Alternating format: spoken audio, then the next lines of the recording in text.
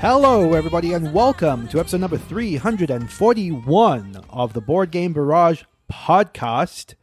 I am your host, the Orange Tank, and I am here, as always, every episode, with Mark the Green Tank. Hello. And Kellen the Red Tank. Hello. Kellen, people were saying last week that your audio sounded a little bit sped up. Is that going to be fixed for this week? Yeah, I got it taken care of. This week on the show, we have a mailbag episode. You have been sending us your questions. We love it when you do. I will remind this later in the episode as well, but please write in at boardgamebarrage@gmail.com if you want to get your question featured on a future mailbag episode. We don't do them super often, but we always appreciate getting your questions for when we do. That is going to be coming up later in the episode, but before that, let's talk about some of the games that we've been playing. And this week, we're talking about Wheedle. I've never heard it spoken, but it's spelled W-H-E-E-D-L-E. I don't think it's a Wheedle, but I think that's probably permissible. So you do whatever you think about it. Well, that's what it is now, yeah. Also, Dune, War for Arrakis, and Transgalactica. And before I get into Wheedle, just a little bit of a teaser to sort of convince people to hang on for the rest of the episode. To wet their whistle? Exactly. Perfect. God, I can't believe I missed that. Because this is a mailbag, we are going to be, I presume, graced by Neelan's famous mailbag impression, his audio stylings of us digging to the mailbag. So that's something for all the listeners to look forward to. Wow, it's been a while. Yes, it's been way too long. So this is like a once every 100 episode treat. So something to keep an ear out for. But before we get to that, let's talk about Wheedle, however you want to call it. So, first of all, have you ever heard of Wheedle, Neelan? I presume not. No. Okay, because not at all. I had not heard of it before somebody brought it to the table. This is Reiner Knizia's take on Pit. Oh. You've played Pit? Okay. Have you played Pit? I have played Pit. Okay. I think I played it once with you and Kellen at your place, if I'm not mistaken. Maybe. That could very well be the case. Speaking of Pit real quick, I was just looking into it, getting prepared to talk about Wheedle, and I didn't realize this was designed in part. There's some question as to the provenance of the rules for Pit, but one of the designers of Pit is Edgar Casey, who I don't know too much about. I just know he was like a very famous clairvoyant in the early 1900s and just, I think, a weird person in general. Again, I don't know much about him. I just remember when I saw Edgar Casey was a designer, I was like, that's odd. Anyhow, so this is, again, Reiner Knizia's take on Pit. For those who don't know Pit, I'll go over the rules very briefly. And this is one of the charms of Pit is that it's very, very simple to teach. Basically, there is a deck of cards. They all have different commodities on them, like wheat and sugar and all those kind of things. The stack of cards is evenly distributed throughout all the players sitting around the table. And then the round starts, and you are just shouting that you want to trade 2 things for 2 things, or you want to trade 2 wheat for something else. And the idea in Pit is you keep doing that. It's a real time just shouting what you want and what you're willing to give up. All trades in Pit are of like number of cards. So you can say 1 oat for 1 sugar or whatever. And then if somebody says, I got it, you trade a card simultaneously as the round's going, as everybody's shouting and trying to trade cards. That continues until one person has what's called cornered the market and acquired all the cards of a particular type. And when that happens, that player scores some number of points. And then that will end the round. And then once somebody has scored some number of points cumulatively, they are the winner of the game. So Wheedle is similar, but it's a more gamery version of Pit. So the way that Wheedle works is there are a number of different cards in different suits. They also have, I can't remember what the idea is. They may all have different companies and you're trying to take control of different companies. I think that's the theme. Although what it really is just different colored cards, different suits of cards, and they all have different numbers on them that are either 5, 7, or 9. And that represents how many shares, how many copies of that card exist in the deck. So if a red 9, there are 9 red cards in the deck. And it works much the same way as Pit insofar as it's real time. The twist is that in Wheedle, you can exchange any number for any number. So you can say, I've got 1 red. Does anybody want to trade it for 2 greens? Or I've got 2 black cards. I want 3 blues or 2 blues or whatever the case may be. So the number of cards that you give and receive can be of your choosing. And the round ends at any point when somebody yells stop, but the person who yells stop must have a majority of all the different types of cards in his hand. So for example, if I have 4 of the 7 green cards in my hand and 6 of the 9 black cards in my hand, I have a majority in both suits that are present in my hand, and therefore I can stop the round.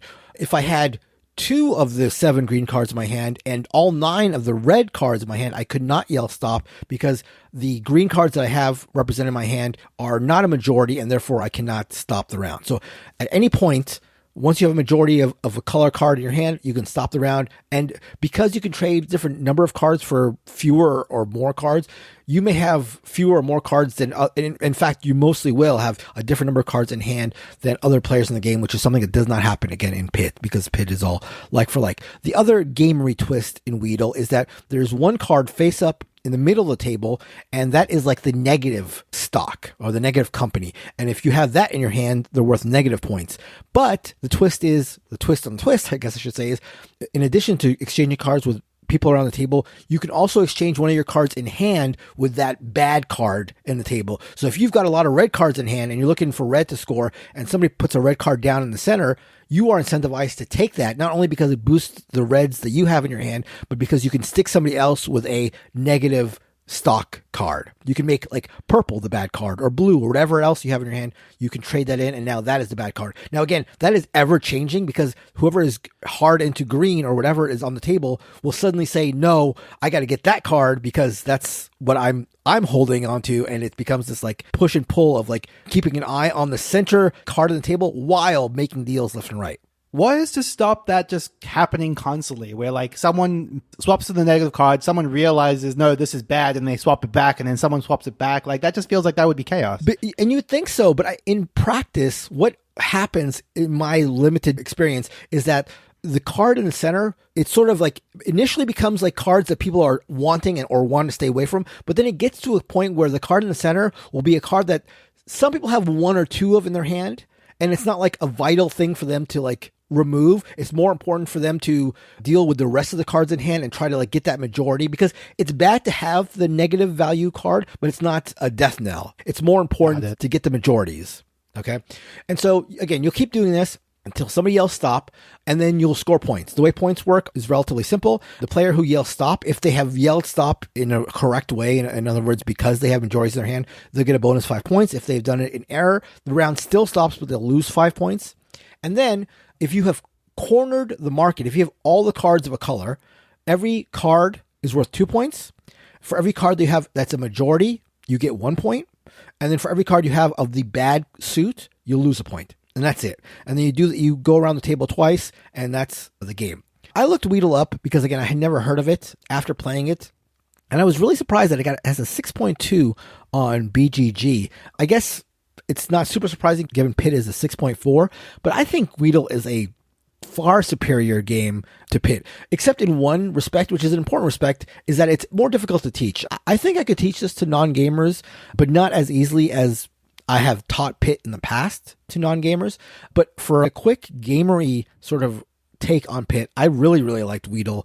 I thought, it has all the fun, crazy franticness of Pit, the deal making, the shouting, the convincing you try to do with Pit, but with a couple of gamery twists that make a lot of sense and don't bog the game down with unnecessary rules or cruft that would otherwise, slow down a dynamic game. So if you're a big fan of Pit or real-time games, I would say to check out Wheedle, because I think it's just a straight improvement for those who are willing to take on a couple more rules. So that is Wheedle by Reiner Knizia. I think it's been published a number of times. I think most recently by Out of the Box Publishing. But there seem to be like a lot of different versions under different names, as far as I can tell here. Yeah.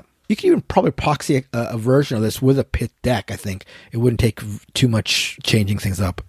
Cool. Okay, I'm going to be talking about Dune, War for Arrakis. And I feel like I have said or typed that game multiple times this weekend, and I'm not entirely sure I still get it right. Yes, Dune, War for Arrakis. This is designed by Marco Maggi and Francesco Nepitello, who are 2 of the original designers of War of the Ring. This is very much intended to be kind of a streamlined version of War of the Ring, obviously rethemed for Dune. And this is put out by Simon, so it has all of the things you'd expect from a Simon game. Overproduced, massive amount of miniatures, really kind of an incredible looking table presence. Takes up too much space on the table, I would argue, but it's kind of got that full-on War of the Ring experience where it just looks like this really extravagant, epic game experience. So what is happening in Dune War for Arrakis? It's a 2, or it technically goes up to 4, but like it is primarily designed as a 2-player game where one player plays as the Atreides house, one player plays as the Harkonnen house. If you're not super familiar with Dune, these are 2 warring factions on a sand planet. Well, who doesn't know what Dune is at this point, I suppose. But anyway, it is quite asymmetric. The win conditions, as in War of the Ring, are different for either of the sides. If you're playing the Red Harkonnen faction, you are trying to get to 10 supremacy points, which you primarily do by conquering the enemies' settlements. So there's a bunch of settlements spread out across the map. They are worth a hidden number of victory points, which also represents their defense. There are ways that you can scout those out, but that's costing you actions. Otherwise, you're attacking them, revealing what the settlements are, getting 1, 2, or 3 points of the 10 that you need in order to win the game. If you are the Atreides faction, you are trying to work your way towards a secret objective. That is a card you draw right at the start that just says you need to get 3 red points, 4 yellow points, and let's say 9 green points. And that's going to be different from card to card to card, from game to game. And then you're moving up these point tracks by completing objectives. So you draw 3 every round of the game, and you can complete up to 2 of them. And they're just things like, okay, have this character, have Paul and Jessica in the deep desert at the end of the round. Or have an attack against the Harkonnen where you get a casualty. Like little mini objectives that speak to the multitude of different things you can do in this game. And as you complete them, you get a red point and a green point. So you're moving up these tracks independently, but the Harkonnen player is never quite sure how close you are to winning the game, unless they're really paying attention to the sorts of points you're focusing on that sort of thing. So those are the 2 win conditions. Whichever one gets met first, that player wins. The game kind of plays out using this dice action system where at the beginning of every round, you're going to roll all of your dice. They have a bunch of different symbols on them representing the different actions you can take. You're going to assign those dice to those actions and then say, if I spend a strategy dice, that allows me to move troops. If I spend a leadership dice, that allows me to move leaders. If I spend a house die, that allows me to place vehicles. So each of the dice has different actions corresponding to it. So there's a fair amount of the game intentionally sort of gating the actions you can do or limiting the actions you can do, which, you know, to a lot of people that might be quite frustrating. Oh, I really wanted to do this one action this turn, but I didn't roll those dice. But there is some flexibility in like how some actions overlap with others. The strategy and the leadership actions, for example, are kind of 2 quite similar actions, just depending on what you're moving and where you're planning on moving them.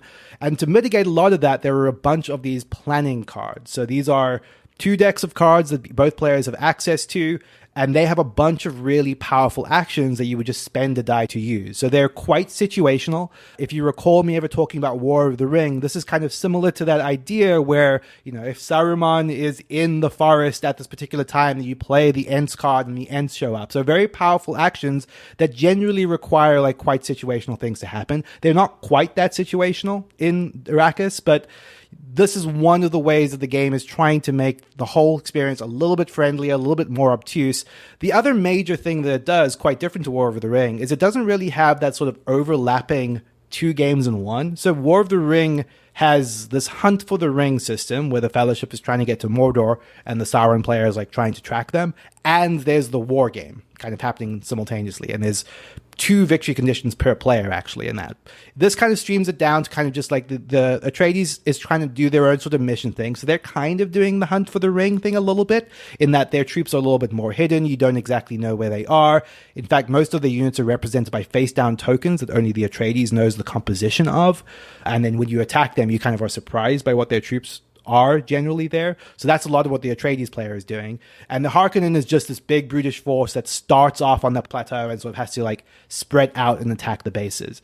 There's a whole bunch of great Dune flavor in there. There's like sandworms. If you get trapped out into the desert, you're trying to get your spice harvesters out in order to get spice, to keep all the trading guilds happy. That limits the amount of dice you have access to as the Harkonnen player if you're not producing enough spice. So there's plenty of great Dune flavor there.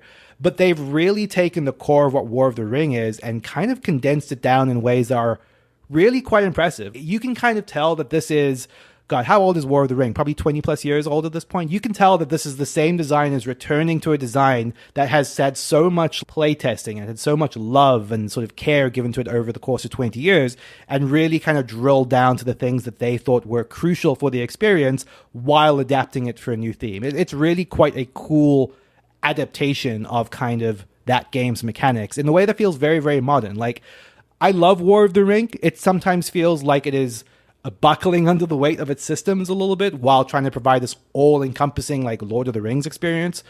I don't think that War for Arrakis gets all the way to kind of the thematic experience that like War of the Ring is for Dune, but I do think that the game is quite well refined in a way that I really, really enjoyed. That's very interesting. I didn't know really anything about this game aside from obviously the Dune IP and that it was by partially the same design team as War of the Ring. And for some reason, I just assumed it was sort of like the War of the Ring game ported over to the Dune IP with maybe a couple small changes, but it seems to be quite a bit different. And as you said, sort of like a more streamlined version of it. Let me ask you, so the Atreides player has these sort of like mission cards that they're trying to accomplish in order to get points in different colors, right? Yeah. Does the Harkonnen player know what the missions are, or are they just trying to thwart Yes, they whatever? do. Okay, they do. Okay. No, they do. They're called prescience cards. They are public information. So at the start of the round, you're both looking at those cards going, okay, you're going to try to do this, you're going to try to do this. And you're, as the Harkonnen player, like actually a lot of your game is effectively just trying to block the Atreides from doing all of those things. It's like, okay, you need to be in this sector without a leader. Okay, I'm going to make sure I always have a leader around this sector that's protected. Okay, you're trying to be in this corner with Paul. Well, I'm going to like just harass Paul so that Paul maybe doesn't get there, you know, that sort of thing.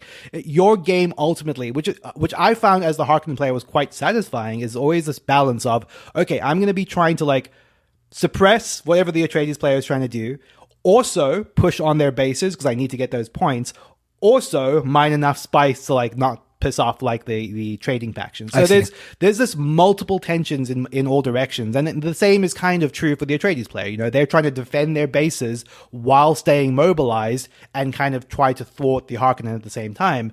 It's very satisfying in a way that like they've cleverly done the thing where War of the Ring is all about that, right? War of the Ring is, okay, I have to be worrying about protecting my bases, but also I'm trying to protect the Fellowship. Like, it's these competing tensions. Right. They've boiled that down while effectively, like, stripping out one whole half of the game. I see. But they've kind of just baked it into the underlying core of the game. It's really quite smart because at the same time, it still is quite a heavy game. It's still quite a long game. Like our first game of this took about 3 hours, but I still think that is much less than what most people would expect War of the Ring to take. Like, I think in everyone's head, War of the Ring is this like 4 to 5 hour epic game.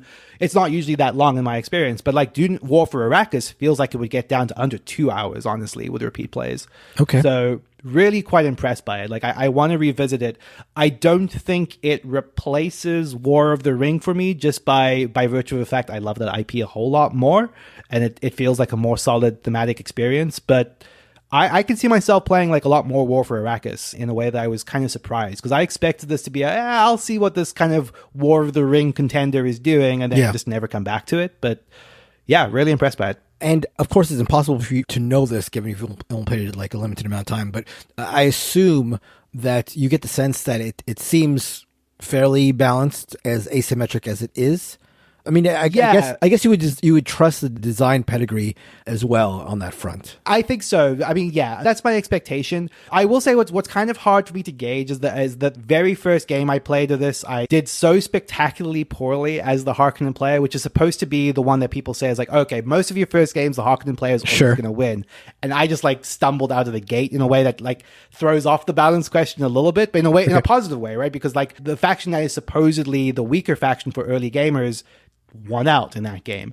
Right. I have heard a lot of stats to suggest that the game is quite well balanced. I think a lot of people seem to have that exact curve I described, where Harkonnen wins most of the early games, but then once the Atreides player figures out what they're doing, it gets close to 50-50. So yeah, by all respects, it does seem to be pretty well balanced. They've also done a fairly good job from what I can tell. Like, I would say Simon generally do a good job with like FAQs and like errata and rules corrections. Like the current FAQ of the game straight up just has hey, we changed this rule for balance reasons. Yeah. So, you know, they're good about that. But yeah, that is Dune War for Arrakis by Simon. So I got a chance to play Transgalactica. This is the latest in the T-series of games by Daniel Tascini. He of Tolkien, Teotum, Tekenyu, Teotihuacan, and published by Devere Games. In Transgalactica, you're going to be playing as some space-fearing political faction trying to be, I'm not sure, governor of the universe or something, by scoring the most points through a few different mechanisms, but mainly via an interesting take on both worker placement and engine building. First, I want to talk about the worker placement since it's the core of the game. Depending on the player count, you're going to start the game with 2 or 3 what are called captains, which are also known as the larger meeples, and a crew member, which is a smaller meeple, with the possibility of unlocking some more of the smaller crew member meeples during the course of the game. These are going to be your workers. On your turn, you're going to be placing a worker, usually one of the larger captain ones, on one of the 8 worker placement spots in the game. You are then going to take your action, and then every other player is going to have the opportunity to follow your action by playing one of their workers, usually the smaller crew members. And this is sort of like the main dynamic of the game. Somebody's going to place their large captain, take the action, and then everybody else is going to get a chance to follow. Following allows that player to take the same sort of action as the main action, but usually either a less powerful version or a more expensive version of the main action. So what are the actions you can take? So there are 8, as I mentioned. There are 8 worker placement spots, and they fall into 2 different main, categories. So let's talk about the first main category, which are the track-related actions. And when I say track-related, to be clear, I'm referring to tracks that surround the board and that you're going to be moving up by activating the associated action. So there's this military track that you're going to use to fight pirates that are going to be hovering around some of the planets that are on the central map of the board. But more importantly, at the end of every round, whoever's the lowest on the military track is going to lose some points, while whoever's highest on the track is going to gain points. There's a track that allows you to gain resources for some number of planets that you visited. There's a science track that's going to allow you to unlock the ability to gain either one-time or persistent powers. And finally, there's a politics track that's going to allow you to unlock recipe fulfillment cards, as well as increase how good your personal income is. So that's one half, is moving up these different tracks that do things. The other half of the worker placement spots, the other 4 non-track related ones are, there's a travel one that's going to allow you to move the aforementioned map that contains a number of different planets. You're going to be able to travel around these planets, and if you are able to put a station on them, you're going to either get income or a private worker placement spot that only you can go to. There's a mining action that's going to allow you to fire off your own personal mining income, which is another type of income that doesn't fire off every round and you only will get if you take that action. Speaking of income, there's another spot that's going to allow you to uncover spots on your personal board that will increase income you get every round. And finally, there's a wild card spot that's going to allow you to take any previously taken action because, and I don't think I've mentioned this yet, when someone takes one of these actions, that action is no longer available for that round. So you either better be the one to take the action, you better follow it, or if you aren't able to do either of those two, go again to this wild card spot to take the action yourself. And again, only if that spot's available, because like all the other actions, if it's taken, you can't get on it. So this goes on for 5 rounds, at which point you total up your points and whoever wins, wins. I bring up this 5 rounds part because that means, if you've done the math really quickly, you're only going to be placing your main worker 10 times during the course of the entire game. And yes, you're going to take a number of these follow actions, so that'll allow you to take more actions during the course of the game. And again, I mentioned these private spaces that you can pick up by traveling around the map, so that will allow you to place more workers. So for practical purposes, you're going to be taking more than the 10 actions, but it does make for a fairly quick game. This is a game that is fairly complicated, and yet our first game, which again was not without some confusion and questions, we ended up wrapping that up in about 90 minutes. So pretty quick. Speaking of that 90 minutes, now aside from it being our first game, the elephant in the room as to why we had confusion in that first game is that the rulebook is, I would say, as close as you can get to being able to call an acknowledged disaster without actually saying it's an acknowledged disaster. Now, I say that, so I read the rulebook for the first time to prepare for game night without knowing all these things that were going on in the rulebook. And I found myself having a number of questions after reading it. So I looked the questions up online, and I found a ton of people complaining about similar issues. And that's where I learned that there is currently a living rulebook that is available online that has been tweaked and clarified a number of times. It's clarified a number of rules, and in some cases, a number of misprints that are on the board or on pieces of the game. That said, we still had questions after that. And honestly, the issues with the rulebook might be disqualifying by itself to some people. I can totally understand that. It seems like most of the issues have been worked out, but still the situation is not super great in that respect. So I would say if you're going to play the game, make sure to go online and read the revised rulebook, because the first one is almost an unadulterated mess. As far as the game itself, though, so yes, there is a living modified rulebook now that I think works well enough. So as far as the game itself, there's a lot of things that I like. I mentioned the other T games when I brought up the designer Tashini and the T series of games, but I think the most illustrative comparison with for this game is one of Tashini's non-T games, specifically Marco Polo. Like, you know what's funny? Before you said that, I don't know why, but looking at this board, I kind of thought that's what you were going to say. So that's cool. What made you think that looking at the board? Just out of curiosity. Was it just a gut I don't know. thing? Okay. It's just a vibe. It was it was just a gut feeling. Yeah. Okay. So one of the things I've brought up, sort of, you'll see a tie with the original Marco Polo, because like the original Marco Polo game, this game is quite tight. Again, given the few number of turns you're going to take, relatively speaking. And while I loved that in Marco Polo, it's one of the reasons I love Marco Polo is I feel like it's a game that ends one round too early every single time I play it and always leaves you wanting more. Here, that tightness felt overly restrictive. There were a lot of things that I was trying to get or achieve in Transgalactica, and then I realized as I was trying to formulate my plan to accomplish whatever I was trying to accomplish, that it was just going to be too resource intensive. Either resource intensive in terms of taking up some of my very limited actions, or just taking up my resources, because the resources themselves are also very, very limited in this game. Whereas with Marco Polo, that gaming also feels restrictive, but it felt like I had to figure out, based on board state and what I was going for, which of the fun things I wanted to do I was going to end up doing. Whereas it just felt a little too restrictive with Transgalactica, and it felt more work than fun in that respect. The other thing, which is a positive with Transgalactica, I think in general, is that Marco Polo is known for being a game that is very, very swingy is not the right word, but asymmetric in really, really wild ways. Transgalactica has some flavors of that. I mentioned the science track before.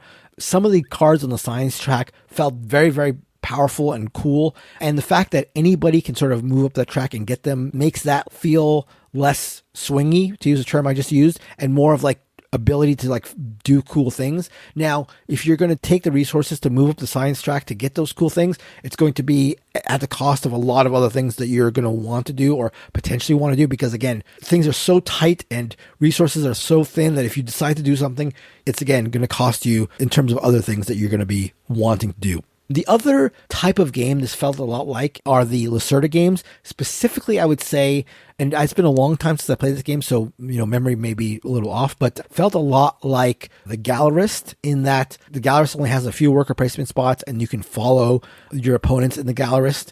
So there is that. So this felt similar in that way, and also in the way that with a lot of Lacerda games, and specifically the Gallerist, is you're going to take one worker placement spot, and there aren't as many gears shifting in this as there are in Gallerist, where one thing will lead to a lot of different things. I think in Gallerist and a lot of Lacerda games, things are a little more clear-cut here, but because you, again, are so constricted, that one action does feel quite weighty. And there's a lot of, and this is a cool part of the game, there's a lot of, because people can follow you, you will often, when you're placing your main worker down, you're going to often want to do that at times where looking at other players' boards, they can't follow you. So A, you get the benefit, and B, they can't take that action. And then conversely, if you want to take an action and you think somebody else around the table is going to take the same action, you often want to conserve your main workers and use your smaller workers to follow them, thereby sort of saving you an action. So it is interactive in that way. It's interactive in a way that is not hurting other players. It's not that negative sort of interaction. It's like a positive sort of interaction. Again, although you also want to be blocking, but I liked that aspect of the interactivity, that consideration as to do I need to make sure I'm the main person on this action, or can I hold back and hopefully follow? So that I really enjoyed. But overall, Transgalactica was a game that I unfortunately did not really enjoy. I'm not the biggest fan in general of the T series of games, although there's some that I really like. I do really like Zolkin. I really liked Teal'c. I like Teotihuacan as well. So there are some that I've enjoyed. I did not really like Trismegistus, whatever that one was, the one about alchemy. I really did not like that one. I don't think I disliked this one as much as that. But yeah, this was a game that I did not like.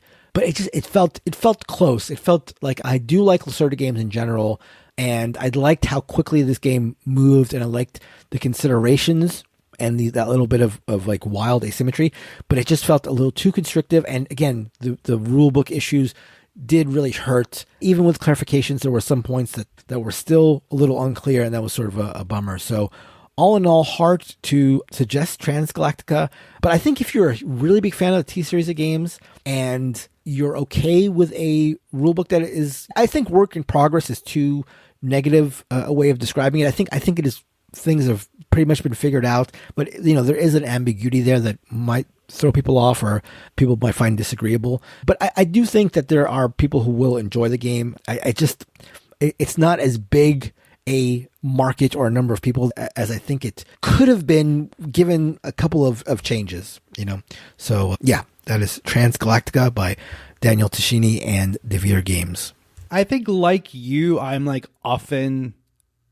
always on the lookout for the next Tashini game that I'm going to love, because I have loved so many of his older games, but it does feel like it's been a while since one has really hit in a big way. Like I will echo what you said about Teal'c. Like Teal'c is probably the one of his more recent ones that has felt really, really solid to me. But yeah, I mean, Teotihuacan I liked but didn't love, but it's kind of been, it's not been great since then, in my opinion. Yeah. I also just want to really quickly say, and this is not, maybe I didn't mention this because it's generally not a big deal for me, but the components and the table presence and all that I thought were fantastic. Dude, like I'm glad you said it, because I was just about to say that. If there's one thing I do have to say, just based on your description, but by looking mostly at pictures of this, it is gorgeous. Yes. Yeah. So it's a space game that is thankfully like full of color. And I think some people find the board a little busy, but I just found it like colorful and bright and inviting and interesting. And I really like that. The components are also like really, really good looking. Like they're big and chunky and interesting. There's like each faction's meeples are cut different ways, and your personal boards and all the meeples are also, again, very bright and colorful. The one negative, and this is not really a big deal to me, but it may be a big deal to some, is like there are stickers for all the meeples and a lot of the opponents, and the stickering takes forever. And some of the stickers are not great. There's like a cylindrical, like your space stations are cylindrical, and the stickers don't really like stick well, so you have to like tape them on if you're gonna do that. Like they really enhance the components. They make things like even more brighter and colorful and welcoming, but it's just like it feels like something akin to what happened with the rule book. It's like you would think you'd want to make sure that both those are sort of like really figured out. So those just like slight bummers. But again, once you get the stickers on and everything and the presents and dual layer boards, which are beautiful and great and like really substantial, a lot of really good things about it, but it just falls short, I think, in a couple crucial ways, unfortunately. Okay, well, before we get on to the rest of the show, just a little quick shout out in the middle here with another reminder, just that we love to get your questions on the show. And, if you send them in at boardgamebarrage@gmail.com, you have a chance to have them read on episodes like this one. In addition, we're always on the lookout for great topics or just general questions that could inspire future episodes of the show. If it's not an episode like this one, it might just be something that we turn into a feature topic.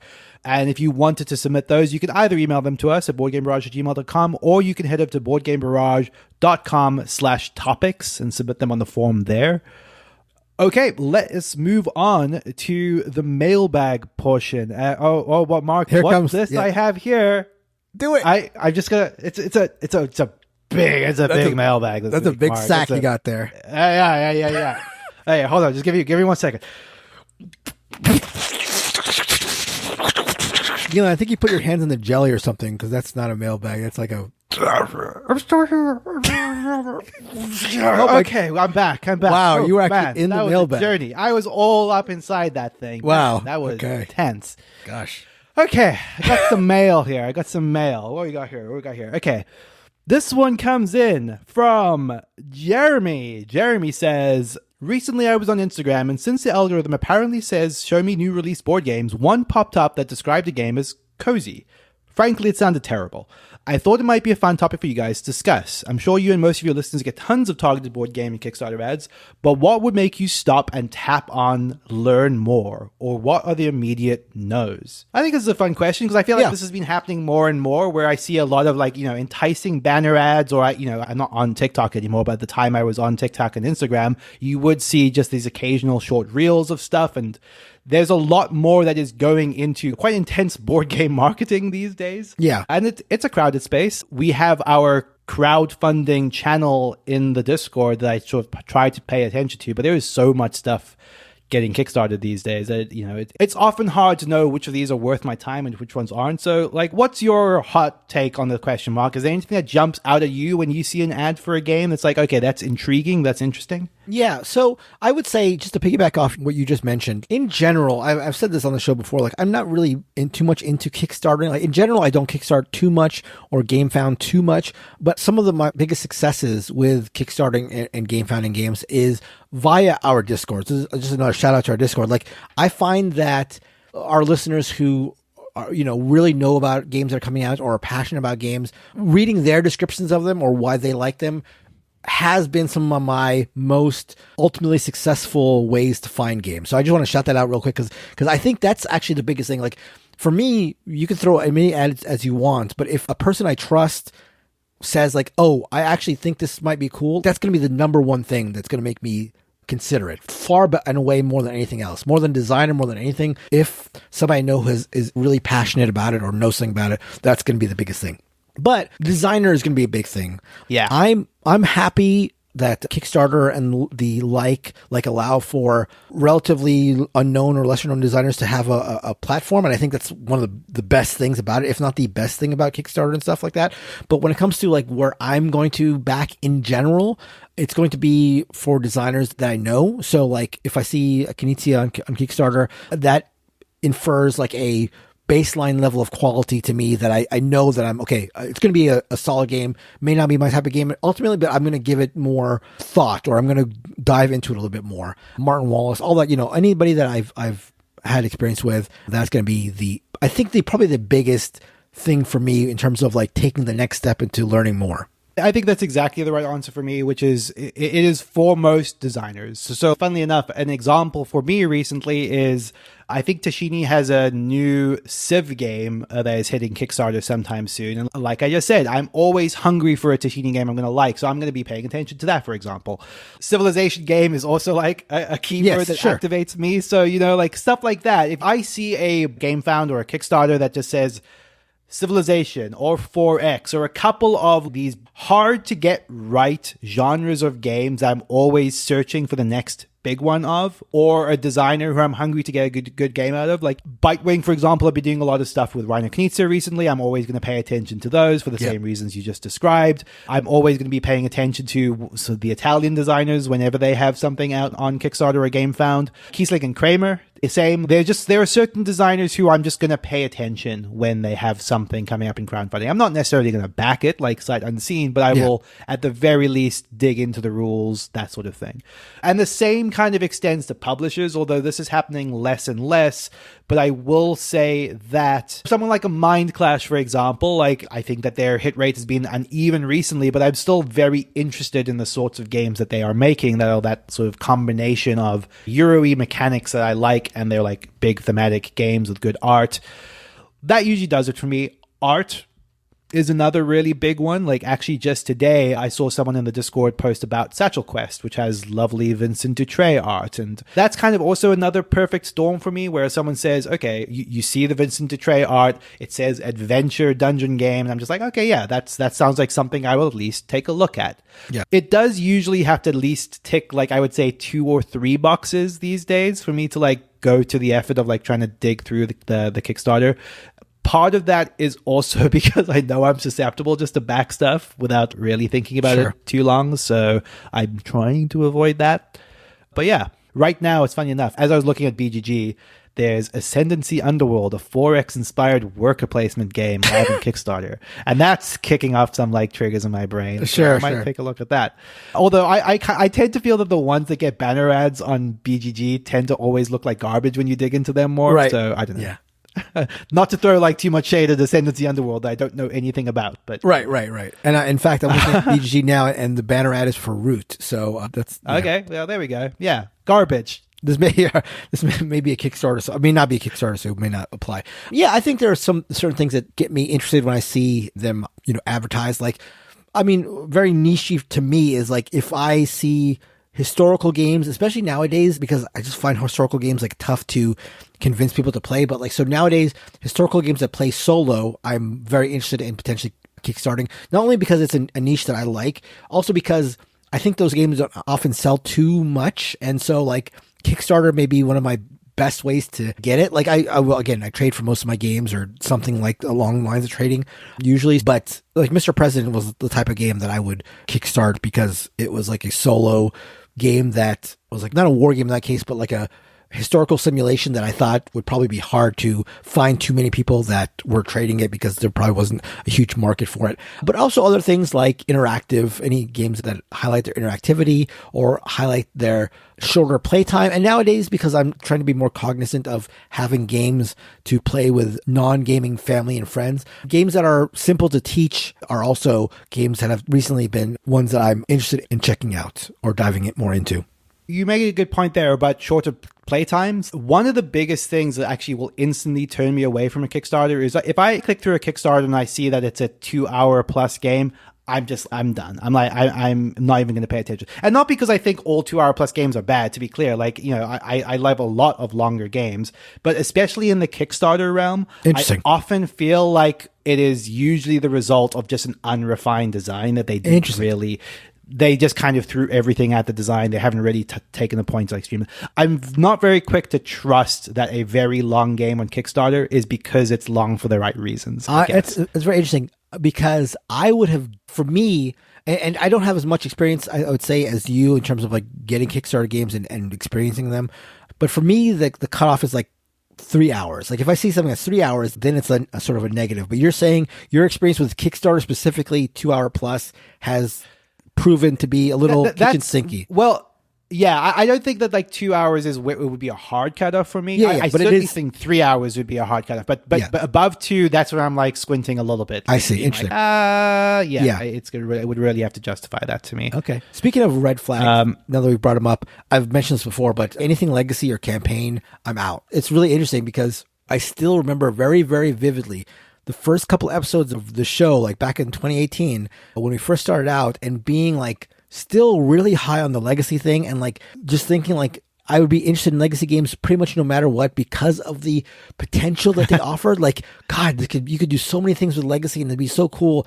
But I've just gotten to a point where like legacy is like, if it's not solo, legacy or campaign is like the most ultimate red flag. A game could be 5 hours and I would think about it. But if it's legacy and it's multiplayer, it's done. It's off. I'm not that harsh on legacy anymore. Yeah. I still like it in theory. I think campaign games, certainly, like I went too hard down the rabbit hole of just getting, more multiplayer campaign games that any person could reasonably play. And, I'm now suffering for having ISS Vanguard and Frosthaven and Oathsworn and et cetera, et cetera, et cetera. Sure. So, yes, I will not back any of those anymore. I think that's true for me as well.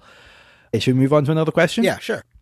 Okay, this next one comes in from Alan. And Alan says, love the solo game episode. I have a game of Mage Knight that I keep out on my table.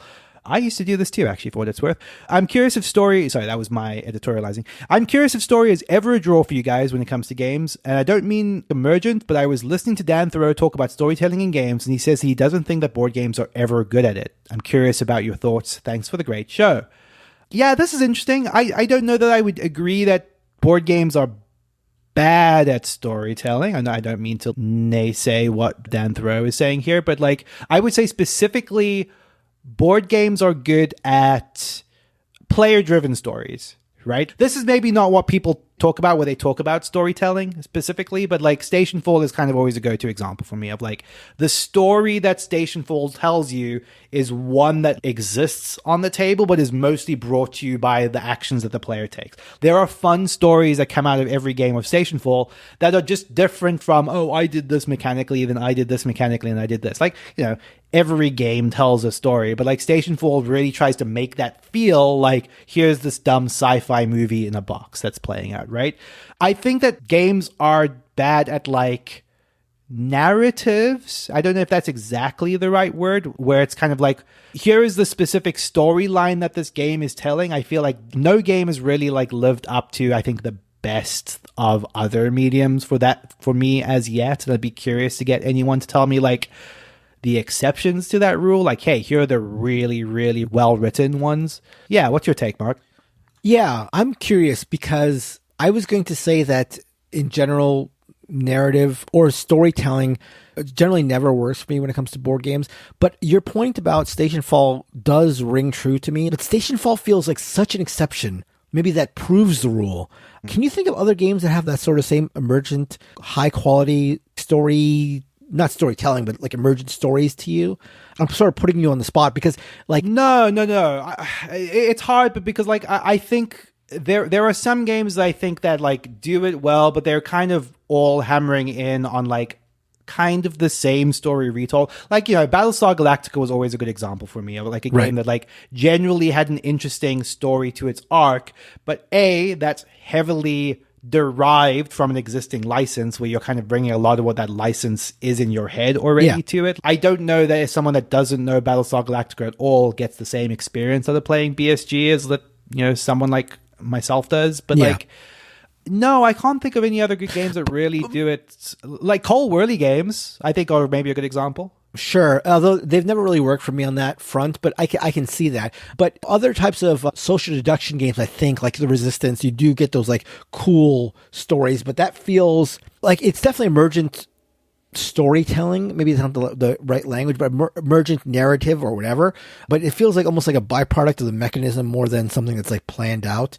But as far as narrative story, I don't think it's ever worked for me. And I think that's to sort of talk about the answer I just gave for the last question.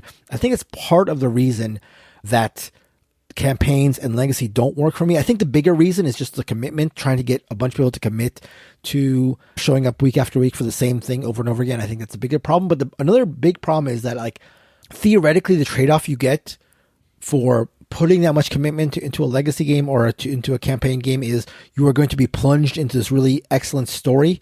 I've never found any story as part of a game to be anywhere near engaging enough to like make it a huge positive to the experience. Now, again, that's just maybe the way I play games as I professed myself. Like the competition is important, and maybe I'm just like, okay, the story, whatever, get through it. Let's get to the game. I think that is part of like my mindset when I'm playing games, and that's like a detriment to narrative that is my own doing. But I would have hoped that there would have been maybe a story good enough to like lock me in, but it's just never been the case that I found a narrative hooky enough to make that like a big part of my experience. It's much more the emergent stuff we're talking about. Totally. And, you know, like I can think of maybe an example or two that gets close for me. Like I do think that like I wouldn't have stuck with Tainted Grail, for example, as long as I did if it wasn't that I actually felt that the world building and the narrative, again, maybe yes, no, maybe.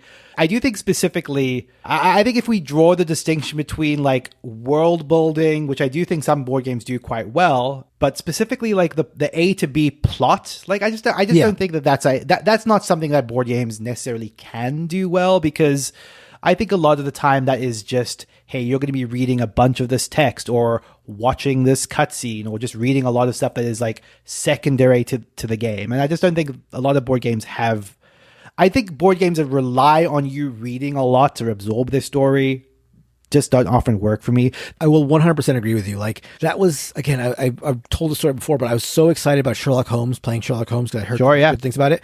But the biggest stumbling block for me is like you convince all these people to sit around the table, devote some hours to it, whatever. Like I was even going to have people wear like deerstalker caps and like do the whole Sherlock Holmes thing. And then it just devolved into like reading big chunks of text to one another.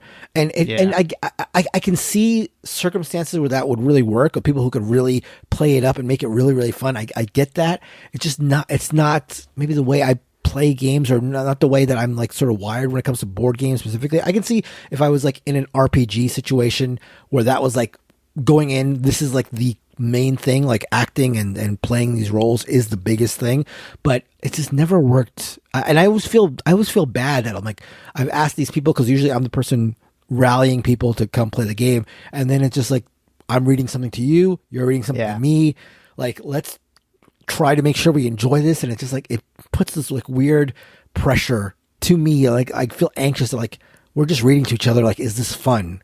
Sort of no, I get you. I've been in that exact same situation. I will say that while I tend to agree, there are games that have gotten close to me. Like it's probably a while back now, but I spoke about Artisans in Splendid Vale, which is like a Nikki Valens. Like, it is largely literally what you're describing. You're spending a lot of that time literally just reading from your book to the other player. Yeah. But the way that that's crafted, where each of the books is the perspective of a specific character, and it's quite bespoke and written from a character's perspective, and has a lot of flavor, really, I thought that was quite lovely. And that does remind me that I've often heard that Legacy of Dragonholt is one of the high points for writing, which is another Nikki Valens game that I haven't played yet. I've heard good things about Nikki Valens writing and games, so yeah, they may be the exception also. Yeah. It does seem like a rarity, though. I do think that Vantage is a good example of a game where the way that it intersects with its storytelling is really quite excellent. And it does that by not giving you a lot to read. Anytime you are turning to an entry in a book in Vantage, you're reading one sentence and then telling someone to roll dice. And like, that's great. It's just enough to give you the flavor to fuel your imagination, which is probably the best case scenario, honestly. Right. Okay, let's go into our last question, which comes from Sergio, I'm sorry if I'm not pronouncing that correctly. When you guys play as many games as you do you ever get jaded about the hobby? I'm just starting my board game journey, so everything is new and exciting, but I'm sure you must have passed the honeymoon phase years ago, or am I wrong? The reason I chose this one, because I was actually having this conversation yesterday with a friend of the site, Daniel, who kind of asked a similar thing. Like, what do you get excited for in games? If you're playing a lot of the same games all the time, and new games feel a lot like remixes of old games, like, what is it that actually gets you excited for a game these days? I'll let you open this one, Mark. Yeah, I will say that, yes, I definitely have gone through periods when I feel, I don't know if more jaded is the right word, or like burnt out. These are words that are approaching what I want to say, but not exactly it. But definitely what I have. Sorry, just not to interrupt you, but like, I understand the sentiment of the question, but I would never describe my position as jaded or burnt out or tired. Yeah. It's never that negative. You just go in swells where you're like, it's been a while since you've seen something that excites you, but I'm still like always searching for it, Yeah. And I think that there are two things that can break me out of the lull. And so I think these were much like I would, when I first started the hobby, like I never had a lull. It sort of felt to me like when I was a kid watching movies, like when I was a kid, anytime I'd watch a movie, I would love it. It would just be awesome. And then you get to a point where you watch enough movies, or you just learned enough that like a movie has to like sort of like do something to make it special. And I think that was sort of like the same with board games. Like when I first got into the hobby, I was like, everything is great. I'll play anything, anytime.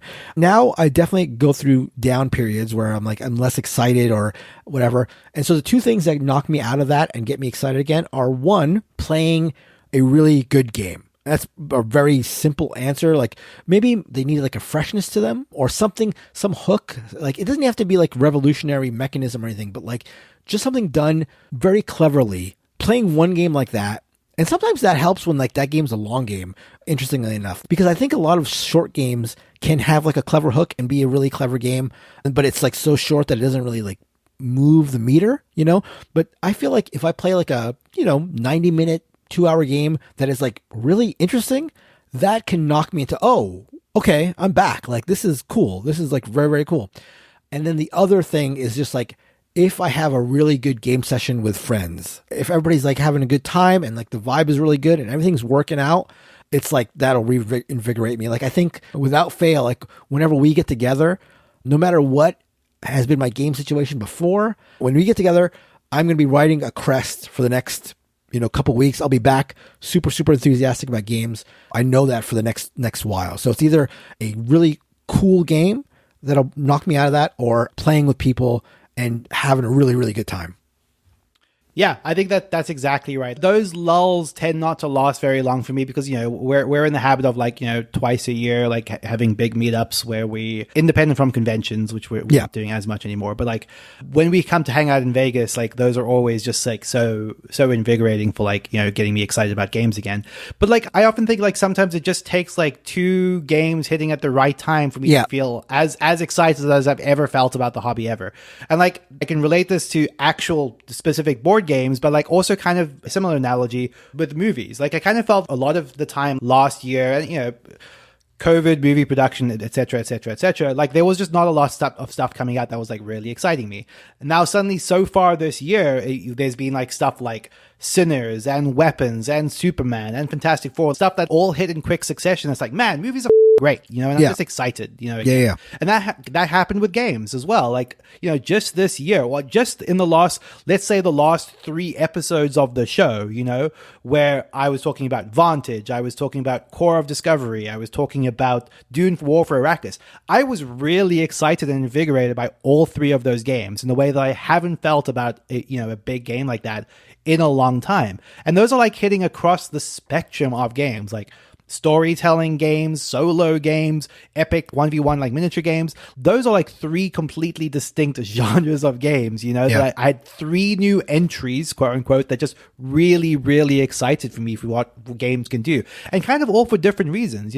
War for Arrakis just feels like this, I said, this 20-year refinement of a game. Core of Discovery just kind of feels like a solo puzzle that I haven't seen before, and that's always interesting. And Vantage is almost like a new type of storytelling game. It's those are just 3 brand new exciting flashpoints in the hobby. So it absolutely can happen. It's just, I think what the problem is a lot of the time, if you are just drip feeding yourself the stuff that just comes down through whatever channel you acquire or play games, it's not very often that you're going to find something that hits like that. But when it does happen, it's rare, but it's also super exciting if you let it be, I guess.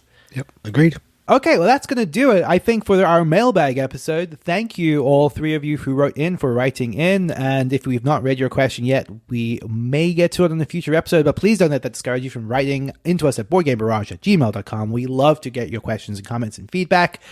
If you don't want to email us, you can also reach out to us on any of our social media. We are now on Blue Sky.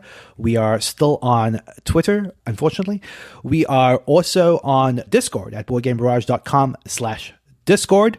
And you can reach out to us on any of those platforms. We would love to hear from you. We'd love to hear your feedback on this episode or thoughts of future episodes or on anything that we've spoken about here today. Thank you all for listening. Thank you to Mark and Carolyn for being here. And thank you to Heart Society for our intro and outro music. What's in your mind, kid? Goodbye, everybody. Goodbye. Goodbye.